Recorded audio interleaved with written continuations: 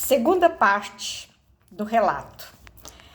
No dia 11/11/2011, o GITER da Caixa, que é Gerenciamento de Créditos de Terceiros, mandou uma notificação para o agente fiduciário. O agente fiduciário me enviou a notificação de Belo Horizonte, Crédito Mobile, para pagar R$480 mil.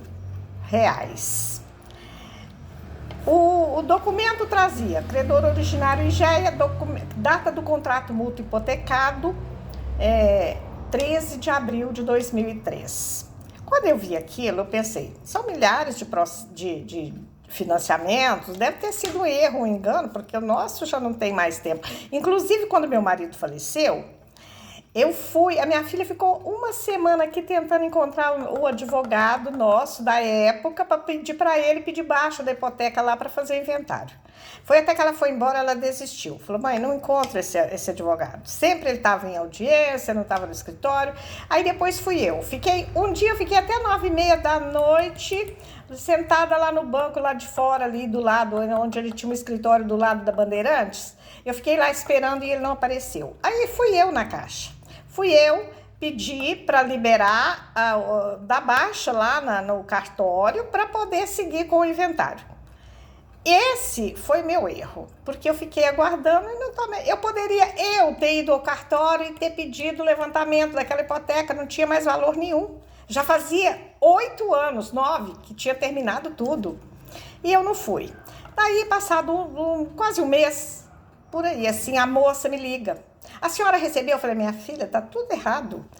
Esse contrato já terminou há muito tempo. Eu tenho contrato de seguro por morte. Meu marido pagou antecipado. Ela falou assim, nossa, só tem problema esses contratos da Caixa. Nós vamos devolver todos. Falei, faça o que você achar que deve ser feito. Só que eu pensei, pode dar problema. Eu redigi um documento pedindo à Caixa desvinculação de qualquer compromisso hipotecário. Por isso. Coloquei todos os motivos. Porque já terminou o tempo do contrato. Porque pela lei Fernando Henrique Cardoso já não tem mais dívida quem assinou o contrato até 1987. E por último, porque meu marido faleceu e eu tenho contrato de seguro por morte. Ainda que eu devesse, ainda que houvesse dívida, não teria mais condição de cobrar nada. Fui lá na Caixa no dia 27 de janeiro de 2012, porque eu recebi a notificação em 11/11/2011, era novembro, passou o resto de novembro, dezembro. Eu fui lá em 27 de janeiro de 2012 e protocolei esse documento. 5 dias depois, no dia 2 de fevereiro de 2012, a Justiça Federal de Uberlândia arquivou de vez o processo que tinha vindo de Brasília.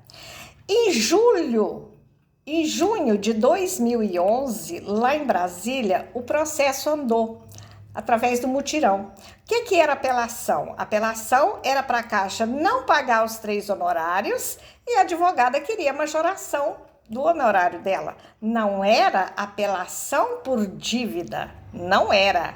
O processo originário era o da consignação, mas o número do processo da apelação era outro. Então, nessa altura do campeonato, eu desconhecia isso, eu não tinha noção, o advogado não contou que tinha terminado. Então, em junho de 2011 terminou. Parece que 3 de julho de 2011, decisão terminativa, o juiz terminou aumentando o honorário tirou a condenação da Caixa dos 3 honorários de R$300, aumentou mais R$500 para a advogada. Olha se isso é dinheiro de ficar 8 anos numa apelação no tribunal. Aumentou mais R$500 e disse o seguinte, retorne-se os autos ao juízo de origem, conforme o artigo 557, que naquela época significava o seguinte, o relator falou, acabou, não tem mais confusão, não tem briga, não tem apelação, não tem nada. Retorne-se os autos ao juízo de origem. E voltou para Uberlândia. Mas o advogado, meu marido, recebeu essa notificação sim, porque lá falava Caixa Econômica Federal, advogada Lucila Parreira Vasconcelos, Reinaldo Ferreira Domingues e outra, advogado Rômulo Maciel. Eu tenho que falar o nome deles. É imprescindível que o nome deles seja divulgado. Ele não me falou nada, não me comunicou. E aí, por eu ter recebido, eu acho que foi logo na primeira vez que eu fui, que eu recebi, não, quando eu recebi a notificação, não tinha vindo ainda para Uberlândia a ação. A ação veio no dia 5 de agosto de 2011. Em setembro, o juiz deu andamento, R$ 56 de custas para a Caixa pagar, que ela não pagou. E aí, no dia 11/11 de 2011, a mesma data da notificação que eu recebi, o juiz despachou. Tendo transitado e julgado o acórdão, terminou, mandou para o arquivo, que foi no dia 2 de fevereiro de 2012. Mas o que aconteceu? Aí passou o fevereiro e eu aguardando, né, aquela resposta da Caixa. Aguardei, porque eu protocolei o documento pedindo desvinculação e não agi. Eu não agi. Por isso que eu falo, a gente não podemos deixar passar nada fora da hora. Tudo tem que ser feito na hora, porque os espertalhões, os desonestos, eles aproveitam disso. Aí o que aconteceu? Fevereiro, tudo arquivado. O advogado do meu marido não contou, não me falou, não comunicou. Passou fevereiro, março, abril, maio, junho, julho, agosto, setembro, outubro, eu recebi um telefonema do funcionário da Caixa de Uberlândia, José Edson Soares, fala o nome dele também. Olha, dona Regina, a Caixa tem uma proposta para a senhora quitar o seu imóvel. Eu falei, quitar meu imóvel? Eu não tenho mais dívida com Caixa há muito tempo, mas eu desconhecia que havia terminado tudo lá, já estava arquivado a ação da apelação da advogada da Caixa. Falei, não tenho mais dívida, eu vou levar os documentos aí para você ver. Ele falou assim, o dia que a senhora vier, a senhora avisa, posso não estar aqui. 2 dias depois eu fui, eu tinha minha empresa, era em Uberlândia. Eu fui e levei os documentos. Cheguei lá, ele não estava, tinha ido para Patos de Minas. Ele foi lá em Patos de Minas contratar 2 leiloeiros para leiloar minha casa. Mas isso eu só fiquei sabendo depois. Esperei, o moço lá, ele não está, porque ele foi no velório do primo lá em Patos de Minas, não era velório coisa nenhuma. E eu vim embora. Passou o outubro, novembro, dezembro, janeiro, no dia 22 de janeiro, eu recebi uma nova notificação de um tal de Previbank. O nome do marido, Reginaldo, errado, o endereço em Belo Horizonte, só o número do contrato, me mandando pagar 515 mil reais. Eu vi aquilo, falei, mas não é possível. Falei para a moça, assinei a notificação, falei, o nome do meu marido está errado, não é Reginaldo, é Reinaldo. Ela levou embora o papel. Passado 2 meses, voltou nova notificação com o nome do marido corrigido. Daí, eu recebi uma carta pelo correio de um leiloeiro dizendo que ia leiloar a casa no dia 29 de abril. Foi aí que eu arrumei uma advogada, fui a Uberlândia, contratei uma advogada para impedir o leilão. Mas eu não tinha documentação a não ser os boletos de pagamento que meu marido pagou até na 20ª. Depois ele pagou 1 ano em juízo, esperando a ação, que levou 13 anos para terminar. Então, eu não tinha nenhum documento a mais. Mas não era possível que a Caixa estivesse me cobrando aquilo. Eu fiquei com receio de dar problema, fiz um documento para o Previbank, que o preposto dele era Belo Horizonte. Esse Previbank é do Ceará, da cidade de Fortaleza. E aí eu mandei pelo correio, Sedex, prevenindo responsabilidade se eles executassem meu imóvel. A advogada pediu para o juiz, impediu o leilão, ele não se manifestou. No dia, fui à Caixa, o gerente falou assim, não, para ter leilão tem que ter edital, não tem nada disso, não estou sabendo de nada. Realmente não houve leilão. Passados uns dias, recebi nova correspondência do leiloeiro. Dia 20 de maio de 2013, vamos leiloar seu imóvel. De novo, a advogada pediu para o juiz impedir o leilão. O juiz não se manifestou. falou nada. Aí no dia 20 de maio de 2013, eu fui para a Caixa, não tinha nenhum arrematante, não tinha participante, não tinha testemunha, não tinha nada, ninguém. O leiloeiro bateu o martelo, aquele martelinho no papel, arrematado pelo lance inicial. Mas tem várias passagens aí que eu não vou contar aqui porque é muita história. Quando ele fez assim, eu falei, dá licença, eu quero dizer o seguinte, na minha casa não tem dívida. Se alguém comprar essa casa, arrematar, vai comprar o problema. Não tinha ninguém lá para arrematar. Ele bateu o martelo, arrematado, e virou as costas. Eu segui para ele, passou aquela porta giratória. Eu falei, moço, espera um pouquinho. Quem arrematou, não tem ninguém aqui? Ele virou para trás e falou para mim assim, a senhora será procurada pela pessoa. Tá bom. Passada uma semana, nem o gerente sabia quem tinha arrematado a casa, porque não tinha arrematação. E eu fiquei esperando. Passado maio, junho, julho, agosto, setembro, outubro, novembro, dezembro, no dia 13 de dezembro de 2013, bate lá na porta minha 2 homens. Nunca tinha visto nenhum nem outro. E o primeiro segurando os papéis, falou, olha, nós viemos aqui falar para a senhora que é para a senhora desocupar o imóvel porque ele arrematou o imóvel. Falei, como? Arrematou o imóvel? Você não arrematou nada, você não estava lá, eu estava. Aí ele falou assim, mas então a senhora tinha que falar com o gerente, tem que falar com o gerente lá. Falei, eu não tenho que falar nada, a Caixa tem que saber o que faz.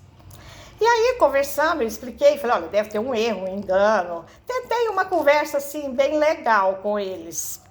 E o outro, muito, assim, afoito, ele estava com aquele cordãozinho, assim, de crachá, mas eu estava sem óculos e eu não vi o que estava escrito crachá.